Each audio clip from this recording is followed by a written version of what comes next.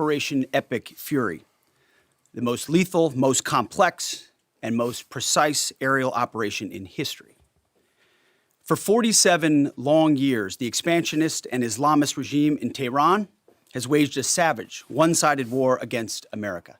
They didn't always declare it openly, except for their constant chants of death to America. They did it through the blood of our people. Car bombs in Beirut, rocket attacks on our ships, murders at our embassies, roadside bombs in Iraq and Afghanistan, funded and armed by Iranian Quds Force and IRGC killers. My generation of veterans carry the names of brothers who never came home. Brothers butchered by Iranian-backed roadside bombs and well-armed militias, thousands of our own. We didn't start this war, but under President Trump, we are finishing it. Their war on Americans has become our retribution against their Ayatollah and his death cult. It took the 47th president, a fighter who always puts America first, to finally draw the line after 47 years of Iranian belligerence. He reminded the world, as he has time and time again, being an American means something unbreakable. If you kill Americans, if you threaten Americans anywhere on earth, we will hunt you down without apology and without hesitation, and we will kill you. President Trump has also been very consistent. Crazy regimes like Iran, hell-bent on prophetic Islamist delusions, cannot have nuclear weapons. It's common sense. Many have said it, but it takes guts to actually enforce it, and our president has guts. Iran's stubborn and self-evident nuclear pursuits, their targeting of global shipping lanes, and their swelling arsenal of ballistic missiles and killer drones are no longer tolerable risks. Iran was building powerful missiles and drones to create a conventional shield for their nuclear blackmail ambitions. Let me say that again. A conventional shield for their nuclear blackmail ambitions. Our bases, our people, our allies, all in their crosshairs. Iran had a conventional gun to our head as they tried to lie their way to a nuclear bomb. It almost worked under Obama and his terrible deal, but not under this president. Turns out the regime who chanted death to America and death to Israel was gifted death from America and death from Israel. This is not a so-called regime change war, but the regime sure did change, and the world is better off for it. Today, in their desperation, the enemy is unmasked as Iranian missiles and drones rain down indiscriminately on the hotels, airports, apartments, and other civilian targets of their neighbors. Cowardly terrorist tactics from a regime that for decades has trafficked in cowardly terrorist tactics, lies, death, and destruction to this day. The Iranian leadership has built nothing except proxies and missiles and drones and deeply buried nuclear factories and facilities. Peaceful nuclear ambitions do not need to be buried underneath mountains. Last June, Operation Midnight Hammer obliterated their nuclear program to rubble. Afterward, we told them plainly, that's it, now make a deal. They arrogantly refused. We said, rebuild it, and we'll stop you again, this time far worse. Well, President Trump, Secretary Rubio, Steve Witkoff, Jared Kushner, they bent over backwards for real diplomacy, offering pathway after pathway to peace. I watched it. I was there. They tried over and over and over again earnest attempts at peace. The former regime had every chance to make a peaceful and sensible deal. But Tehran was not negotiating. They were stalling, buying time to reload their missile stockpiles and restart their nuclear ambitions. Their goal, hold us hostage, threatening to strike our forces.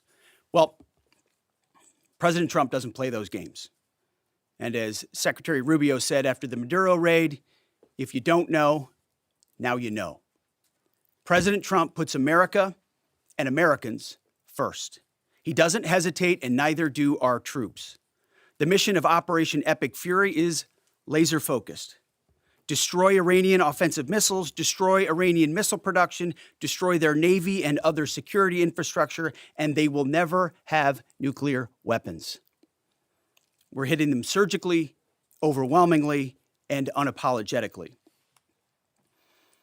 With every passing day, our capabilities get stronger and Iran's get weaker. We set the terms of this war, from start to finish. Our ambitions are not utopian. They are realistic, scoped to our interests and the defense of our people and our allies. Speaking of people, we hope the Iranian people take advantage of this incredible opportunity. President Trump has been clear, now is your time. To Iranian security forces, choose wisely. President Trump has also been clear about your fate in either direction. To the media outlets and political left screaming endless wars, stop. This is not Iraq. This is not endless. I was there for both. Our generation knows better, and so does this president. He called the last 20 years of nation-building wars dumb, and he's right. This is the opposite. This operation is a clear, devastating, decisive mission. Destroy the missile threat, destroy the Navy, no nukes.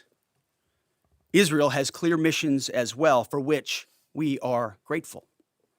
Capable partners, as we've said since the beginning, capable partners are good partners.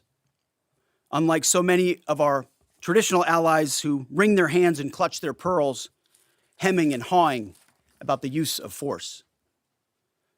America, regardless of what so-called international institutions say, is unleashing the most lethal and precise air power campaign in history.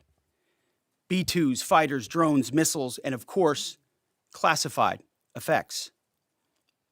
All on our terms, with maximum authorities. No stupid rules of engagement, no nation-building quagmire, no democracy-building exercise, no politically correct wars. We fight to win, and we don't waste time or lives. As the president warned, an effort of this scope will include casualties. War is hell, and always will be. A grateful nation honors the 4 Americans we have lost thus far and those injured. The absolute best of America. May we prosecute the remainder of this operation in a manner that honors them. No apologies, no hesitation, epic fury for them and the thousands of Americans before them, taken too soon by Iranian radicals. Before I turn it over to General Kane for the operational update, let me speak straight to you, the Joint Force, our warriors on the front lines. This is your moment. This is the generational turning point America has waited for since 1979, and since the rudderless wars of hubris my generation, our generation, endured. Don't listen to the noise. Just stay focused. Our commander-in-chief is steady at the wheel. We face a determined enemy, but you are better. But we must prove it every single day. History doesn't care if we're tired, if we're scared, or if the fight feels big. It demands warriors who rise anyway. Peace through strength, the warrior ethos, lethality, unity of purpose, those are not slogans. They're the beating heart of what it means to wear the uniform, that uniform. You think clearly under fire, you act decisively in chaos, you uphold the Constitution, and you uphold our country without hesitation. We are not defenders anymore. We are warriors, trained to kill the enemy and break their will. History is watching. Be the force you swore an oath to be, focused, disciplined, lethal, and unbreakable. We will finish this on America First conditions of President Trump's choosing. Nobody else's, as it should be. And know this above all, President Trump and I have your back, always. Through fire, through criticism, through fake news, through everything. We unleash you because you are the best, most powerful, most lethal fighting force the world has ever seen. May Almighty God watch over you and his providential arms of protection extend over you. Godspeed, warriors, and keep going. General Kane, over to you. Thank you, Mr. Secretary, and good morning, everyone. The purpose of my portion of the briefing today is to update you and the American people on the actions taken thus far. The briefing will discuss the preparation, the planning, setting the force, the early operations, and how we're assessing the progress thus far.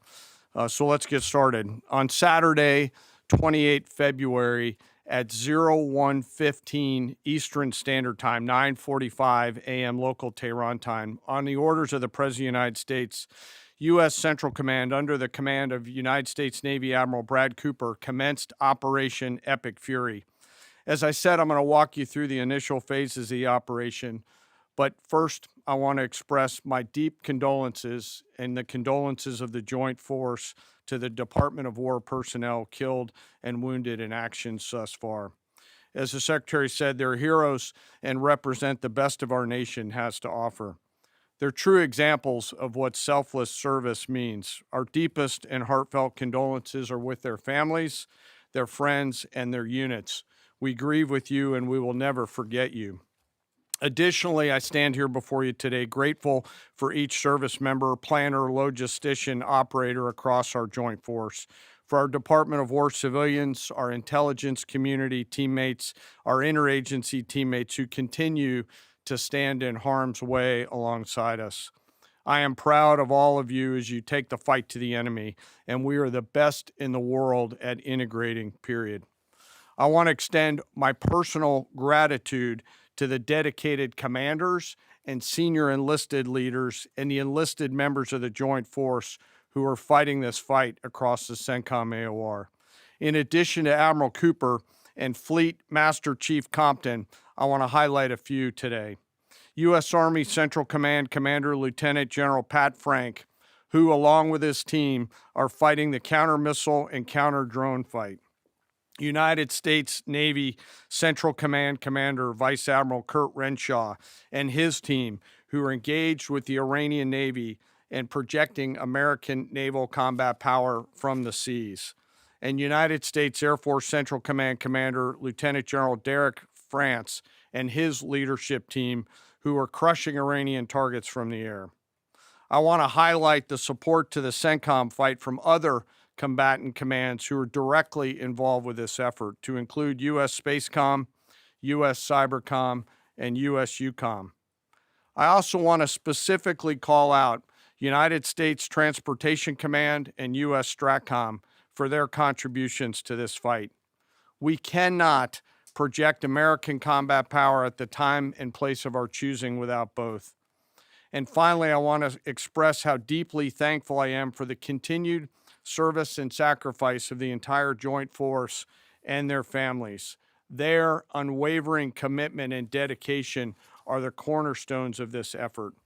So let me start with a few details. First, to be clear, as the Secretary said, this is not a single overnight operation. The military objectives that CENTCOM and the Joint Force have been tasked with will take some time to achieve, and in some cases will be difficult and gritty work. We expect to take additional losses, and as always, we will work to minimize U.S. losses. But as the Secretary said, this is major combat operations. So let me talk about the preparation and the planning. On February 28th, the full strength of America's armed forces came together in a unified purpose against a capable and determined adversary. The United States Army, Navy, Marine Corps, Air Force, Space Force, Coast Guard, and our reserve components integrated across our combatant commands and began coordinated operations with the Israeli armed forces of an unprecedented scale. As the Secretary laid out, our military objectives are clear. Our mission is to protect and defend ourselves and, together with our regional partners, prevent Iran from the ability to project power outside of its borders. and be ready for follow-on actions as appropriate. Across every domain, land, air, sea, cyber, the U.S. Joint Force delivered synchronized and layered effects designed to disrupt, degrade, deny, and destroy Iran's ability to conduct and sustain combat operations. On the U.S. side, this marked the culmination of months and in some cases years of deliberate planning and refinement against this particular target set. From precision strikes against key military infrastructure to persistent intelligence and targeting integration to the close coordination of the components across vast distances, this operation again demonstrated America's reach, readiness, and professionalism, and that of our joint united force. It was historic not only in the operational scope, but in the level of joint integration displayed across every element of the joint force. And as I said earlier, this work is just beginning and will continue. So now to talk a little bit about setting the force and setting the theater. On the order of the Secretary of War over the last 30 days to reinforce deterrence and provide the President with credible options should action be required, the Joint Force began to systematically reposition assets and personnel across the region. These movements ensured that U.S. forces remained postured, protected, and ready to respond decisively for any emerging threat. This deployment included thousands of service members from all branches, hundreds of advanced fourth and fifth generation fighters, dozens of refueling tankers, the Lincoln and Ford Carrier Strike Group and their embarked air wings, sustained flow of munitions, fuel, supplies, all supported with command and control, intelligence, surveillance, and reconnaissance network. And the flow of forces continues today. In fact, Admiral Cooper will receive additional forces even today. This rapid buildup of forces demonstrated the joint forces' ability to adapt and project power at the time and place of our nation's choosing. I want to highlight a couple specific cases for you. The Gerald R. Ford Carrier Strike Group, which many of you know was down in the Western Hemisphere, redeployed across the Atlantic to set the theater. The ship, her crew, their families, and the entire strike group took a deep breath and, as they always do, began planning to conduct combat operations. The integrated Reserve and National Guard forces have continued to demonstrate the value of America's reserve forces, including the Wisconsin Army National Guard operating in Kuwait and Iraq, and Air National Guard units from a variety of states to include Vermont and Virginia. In the case of the Vermont Air National Guard and the 158th Fighter Wing, they were mobilized for Operation Absolute Resolve and then were tasked to take their F-35As across the Atlantic instead of going home to be prepared to support this operation. The same is with our Air National Guard and Air Force Reserve Command tanker and mobility forces, who stepped right out of their civilian jobs to deploy and to protect the region. Lastly, I want to highlight the unsung heroes of warfare, our American logisticians and sustainment force, those who quietly work every day behind the scenes to project and sustain America's combat power. Our leaders from World War II were right when they said professionals do logistics. As regional tensions rose, the Joint Force elevated our force protection measures on the order of the Secretary and repositioned discreetly civilians and non-essential personnel designed to ensure the safety and security of our joint force. By the time operations began, only essential forces remained on our bases and in theater, all ready, capable to respond. So now let me move to H hour. At 3:38 p.m. on Friday, February 27th, the United States Central Command, through the Secretary of War, received the final go order from President Trump. The President directed, and I quote, "Operation Epic Fury is approved.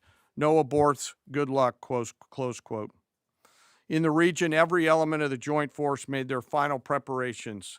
Air defense batteries readied themselves, checking their systems to respond to Iranian attacks. Pilots and crews rehearsed their strike packages for the final time. air crews began loading their final weapons, and 2 carrier strike groups began to move towards their launching points. Across the globe, our operations centers came alive in Tampa, Florida, here at the Pentagon, and of course forward in the Central Command AOR. As always, operational security was paramount as we sought to maintain and sustain the element of surprise. This operation was highly classified so that at H hour, the enemy would see one thing: speed, surprise, and violence of action. The first movers were U.S. Cybercom and U.S. Spacecom, layering non-kinetic effects, disrupting and degrading and blinding Iran's ability to see, communicate, and respond. At H hour, the beginning of major combat operations, 01:15 local Eastern Daylight Time, 9:45 local AM Tehran time, as dawn crept up across the Central Command AOR, the skies surged to life. More than 100 aircraft launched from land, sea, fighters, tankers, airborne early warning, electronic attack, bombers from the States, and unmanned platforms, forming a single synchronized wave. This was a daylight strike based on a trigger event conducted by the Israeli Defense Forces, enabled by the U.S. intelligence community. The first shooters at sea were Tomahawks unleashed by the United States Navy, closed in on Iranian naval forces, and began to conduct strikes across the southern flank in Iran. On the ground, forces fired precision standoff weapons, measured, deliberate, precise, and lethal. This was a massive, overwhelming attack across all domains of warfare, striking more than 1,000 targets in the first 24 hours. We are now roughly 57 hours into the operation. In the initial phase, CENTCOM's focus was systematic targeting of Iranians' command and control infrastructure, naval forces, ballistic missile sites, and intelligence infrastructure designed to daze and confuse them. Coordinated space and cyber operations effectively disrupted communications and sensor networks across the area of responsibility, leaving the adversary without the ability to see, coordinate, or respond effectively. The combined impact of these strikes, swift, precise, and overwhelming, has resulted in the establishment of local air superiority. This air superiority will not only enhance the protection of our forces, but also allow them to continue the work over Iran. Over the course of the last 2 days, the Joint Force has launched hundreds of missions from land and sea and delivered tens of thousands of pieces of ordnance. The effort continues to scale. This included American B-2 bombers, which again, similar to Midnight Hammer, flew a 37-hour round-trip sortie from the continental United States, dropping precision, penetrating munitions on Iranian underground facilities across the southern flank and slightly deeper. Additionally, Israel has separately executed hundreds of sorties against hundreds of targets. Beyond Air Force and Navy aircraft strike packages, coordinated salvos of precision standoff weapons from across the region have neutralized hundreds of pre-planned targets. As I mentioned earlier, in support of these kinetic operations, U.S. Cybercom and Spacecom have continuously layered effects to disrupt, disorient, and confuse the enemy. I will note that this operation had several combat firsts, which I'll allow at some point in the future Admiral Cooper to talk about since he owns the AOR. While we've prosecuted a relentless offensive campaign, our defense has been equally important. Across the theater, operations have remained steady and disciplined. Once again, our integrated air and missile defense network is performing exactly as it's intended.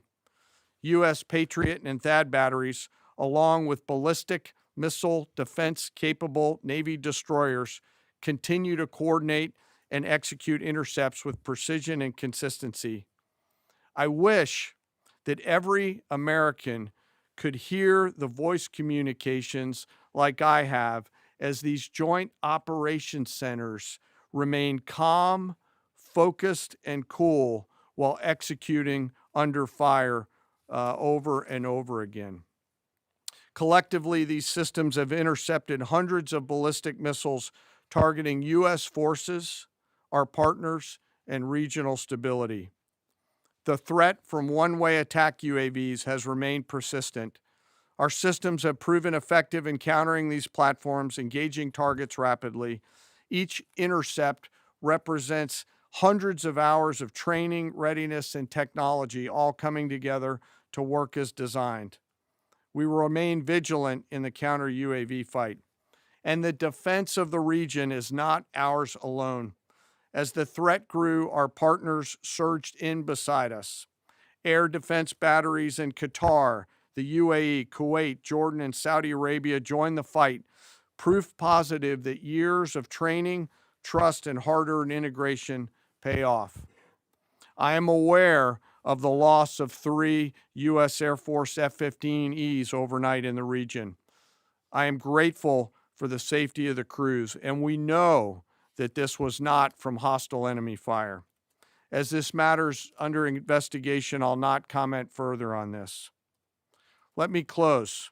Operations will remain active across the theater and across the globe. The U.S. forces are postured not only to maintain pressure, but to respond and adapt as required. Operation Epic Fury stands as a reminder of what the United States military uniquely delivers: the ability to project power on a global scale with speed, surprise, precision, and overwhelming force when and where our nation requires it. What we've demonstrated over the past several days reflects years of investment in readiness, joint integration, and professionalism of the Joint Force. As major combat operations continue across CENTCOM, we remain engaged globally. America's Joint Force retains the credibility, capacity, and flexibility to respond to any contingency anywhere in the world at any time.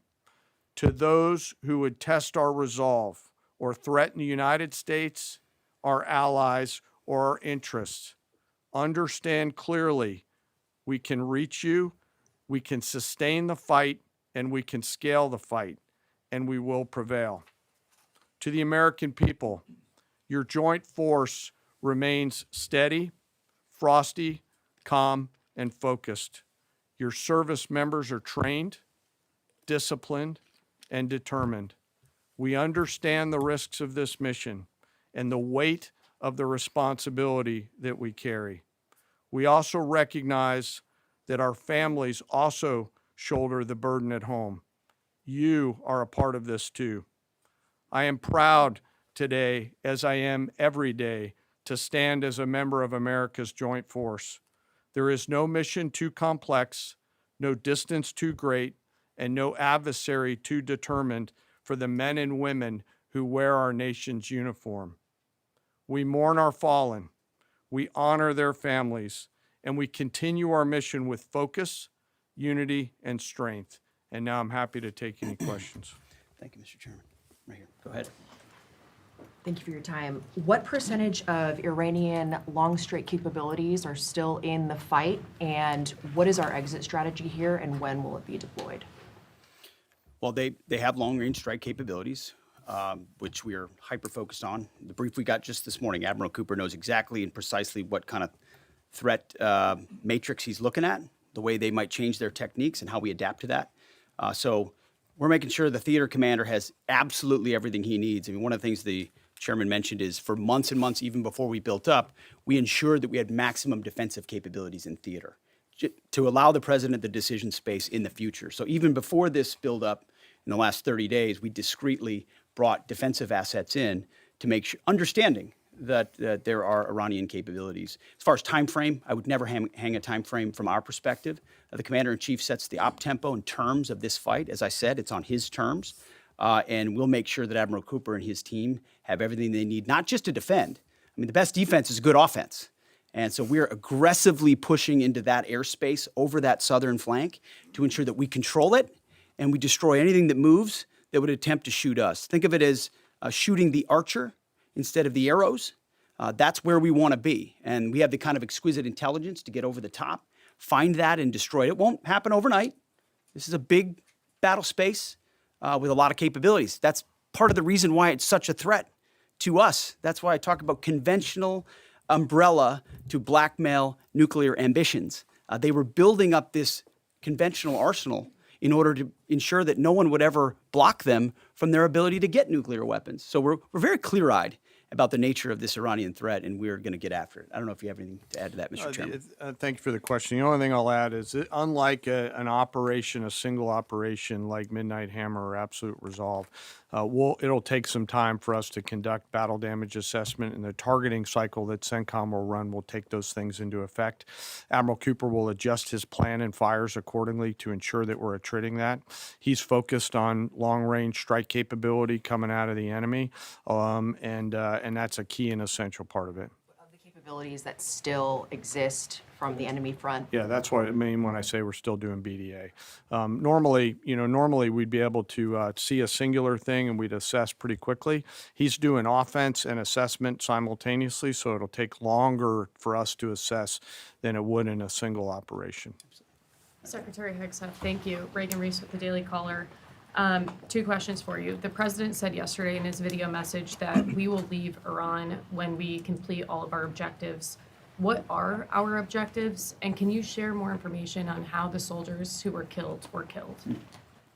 Well, I laid out the objectives, as did the chairman. They're completely nested. I mean, Iran has an ability to project power against us and our allies in ways that we can't tolerate.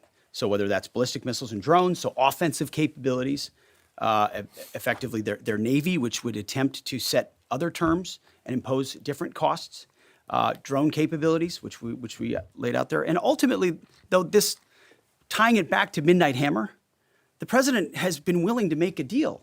You can't have a nuclear bomb. Radical Islamists can't have a nuclear bomb that they wield against the world. He gave them every single opportunity. Then we precisely took it away. And even then, after that, they didn't have that. They didn't come to the table with a willingness to give it away. So ultimately, those nuclear ambitions, which never ceased, are something that had to be addressed as well. So that's a discrete sense of what's being addressed here to ensure that they can't use that conventional umbrella to continue a pursuit of nuclear ambitions. And then as it pertains to the U.S. casualties, that particular incident was, you have air defenses and the lot's coming in and you hit most of it, and we absolutely do. We have incredible air defenders. Every once in a while you might have one, unfortunately we call it a squirter that makes its way through, and in that particular case, it happened to hit a tactical operations center that was fortified, but these are powerful weapons. So we certainly will do, as I said, moments like that, as we remember them and we take care of them and take care of their families, only stiffen our resolve to ensure that we do this properly. Thank you. Yep, right here. Thank you, Secretary Hegseth. I had 2 questions for you. First, are there currently any American boots on the ground in Iran? No, but we're not going to go into the exercise of what we will or will not do. I think it's one of those fallacies for a long time that this department or presidents or others should tell the American people this, and our enemies, by the way, here's exactly what we'll do. Here's exactly how long we'll go. Here's exactly how far we'll go. Here's what we're willing to do and not do. It's foolishness. And so President Trump ensures that our enemies understand we'll go as far as we need to go to advance American interests. But we're not dumb about it. You don't have to roll 200,000 people in there and stay for 20 years. We've proven that you can achieve objectives that advance American interests without being foolish about it. Now, will we be bold about it? Are we willing to be decisive about it? Do we put months and months of planning into what kind of effects we want to achieve? Absolutely. But going forward, why in the world would we tell you, the enemy, anybody, what we will or will not do in pursuit of an objective? We fight to win. We fight to achieve the objectives the President of the United States has laid out, and we will do so unapologetically. Thank Is there you. any significance to Israel carrying out this strike to kill the Ayatollah? And I wanted to know, what was your immediate reaction to finding out about his killing? I think Israel did a great job in the conduct of that operation. President Trump put a 4-week go, timeline right on here, it. Are you please. saying that's wrong? Yeah, thank you. You mentioned during the briefing, General Kane, that there would be additional troops sent to the region. Could you say how many troops currently are involved in this operation and how many additional troops are plan to go in this next phase? I don't want to talk specifics because that would tip the enemy off. We have more tactical aviation flowing into theater just based on the time it took to get it out there. I think we're just about where we want to be in terms of total combat capacity and total combat power for Admiral Cooper. One of the things, though, that a commander, he'll consistently assess the trajectory of the campaign. Is he on or off trajectory? And then make an ask of the joint force, which will then develop options for consideration by the secretary and the president to either increase or in some cases decrease the amount of combat capability that we have over there. I heard the question about 4 weeks. It's the typical NBC sort of gotcha type question. President Trump has all the latitude in the world to talk about how long it may or may not take. 4 weeks, 2 weeks, 6 weeks. It could move up. It could move back. We're going to execute at his command the objectives we've set out to achieve. And what he has shown an ability to do that other presidents can't quite seem to have the aperture to do, well, I mean, Joe Biden didn't even know what he was doing, is to look for opportunities and off-ramps and escalations for the United States that creates new opportunities to execute what we need on our own timeline. So you can play games about 4 weeks, 5 weeks. He has all the latitude, and I'm glad he does, because there's no better communicator than our president expressing those things. To the Daily Mail. I've been in meetings with the president for the last 2.5 days. We know exactly where his headspace is, and he will communicate as he should exactly what he would like, and we will follow those orders. And I think everything he said on that is right down the middle. Chairman, did you have Absolutely. evidence Yes, right on there. the Yes, sir. strike first? Thank you very much, Secretary. I left my hometown of Sakis in Iranian Kurdistan in 1996. Can you promise that I will be able to return home safely this year? And I have a following question too, please. I appreciate the question. I'm not here to place guarantees on that, but I think the message the president has given has been clear to the people of Iran. This is your moment. The world was seized by these crowds, and then seized by the reality of this regime killing tens of thousands of innocent protesters. So we saw the nature of the regime yet again exposed. We saw many of the Iranian people seek a change there. This is their moment to take advantage of it for sure. Secretary, you served in Iraq and know that no American soldiers were killed in Kurdistan. The Kurdish people are very pro-American. Will you continue protect Kurdistan and Peshmerga as loyal ally of the United States? Why I'm asking this question? Because now Kurdistan is under attack by Iranian drones and by proxies in Iraq and on the region. I think I can speak to allies generally in the region who we've been in constant communication with. We have been standing shoulder to shoulder with them, and we appreciate their capabilities. Absolutely. Yes, right here.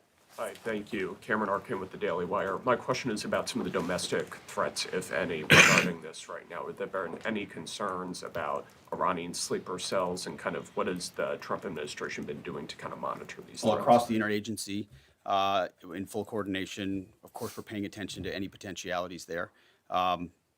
This is a former regime, a regime that seeks to export that ideology and try to sow terror.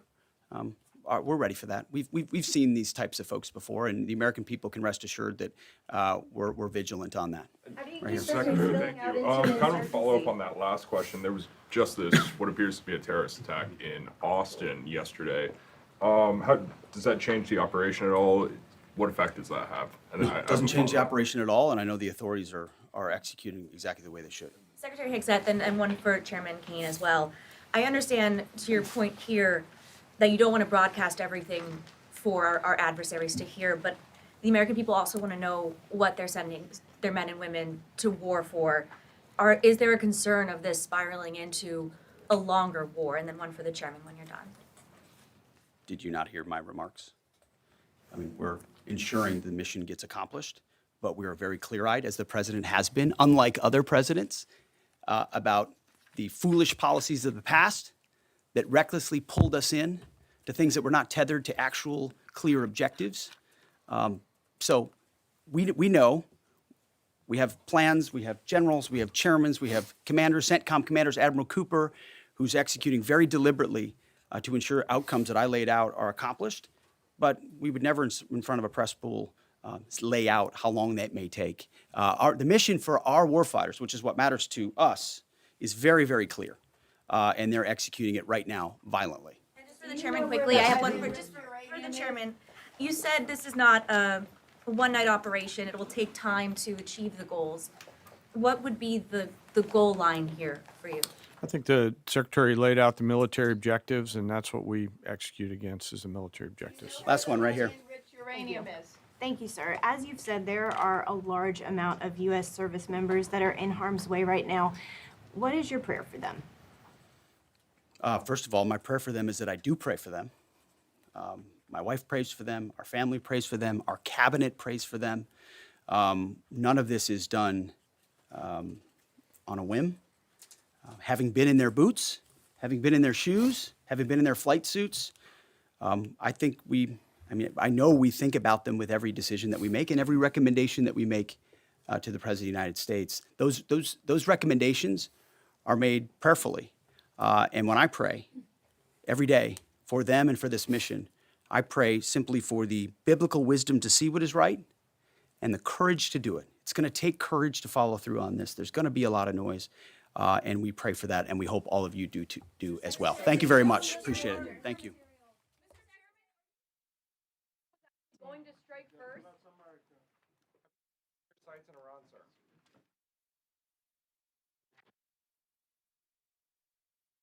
The Senate returns today at 3 p.m. Eastern. Lawmakers will vote at 5:30 Eastern on whether to begin work on House-passed legislation to increase housing supply and make it less expensive. The House returns on Tuesday at 2 p.m. Eastern. Members will consider several bills under suspension of the rules, including legislation directing the Labor Department to train its employees to identify human trafficking and refer suspected